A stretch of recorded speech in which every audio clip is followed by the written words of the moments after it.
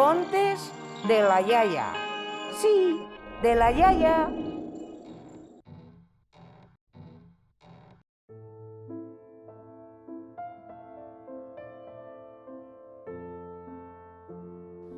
Això va ser un drac encantat que vivia en una cova.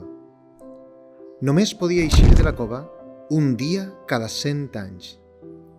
Tenia de temps des de l'eixida del sol fins a la posta per a trobar una persona capaç de desencantar-lo. Heu de saber que el drac, en realitat, era un xiquet encantat per una bruixa. El dia assenyalat, va eixir de la cova i començar a caminar. Però la gent s'espantava en veure'l i fugien d'ell. El drac va passar prop d'un mas i tots fugiren cametes a agafar-lo. Va creuar després un poble i tots s'arrencaren a córrer com a conills. A la fi, el drac es va seure a la vora d'una font, cansat de caminar i sense esperança. Es posà a plorar i a plorar rius de llàgrimes. Semblava un sortidor. En això, va aparèixer una sargantana entre les pedres. Ei, tu, no plores tant. Està entrant aigua a ma casa i m'inundaràs. Ai, que desgraciat que sóc. No em vol ajudar ningú. Per què dius això? Tots se'n tenen por. I com et podria ajudar? Sóc un xiquet encantat.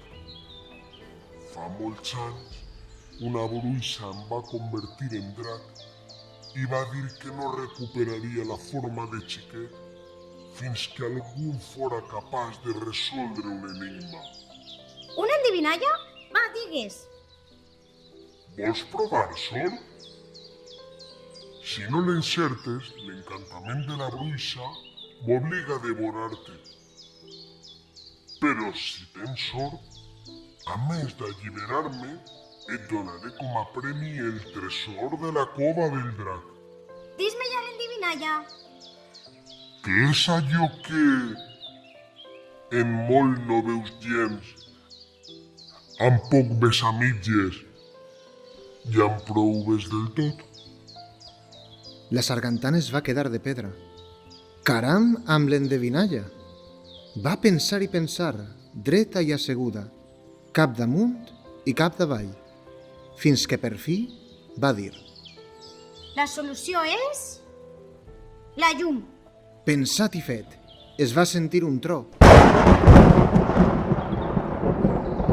Esclatà un núvol de fum i el drac es va convertir en un xiquet. Moltes gràcies, tindràs el tresor per a tu. Sí, però necessite que em tornes el favor. Com? Resulta que sóc una sargantana encantada i per alliberar-me un xiquet m'ha de besar el cabet. Vinga, val, un beset. El xiquet va agafar la sargantana, l'aproximà als llavis, tancà els ulls i li va donar un beset al capet. Es va sentir un altre tro. Esclatà un núvol de fum i la sargantana es va transformar en una xiqueta. Des d'aquell dia, els dos es van fer molt amics, com la corda i el poal. I foren feliços i menjaren anissos.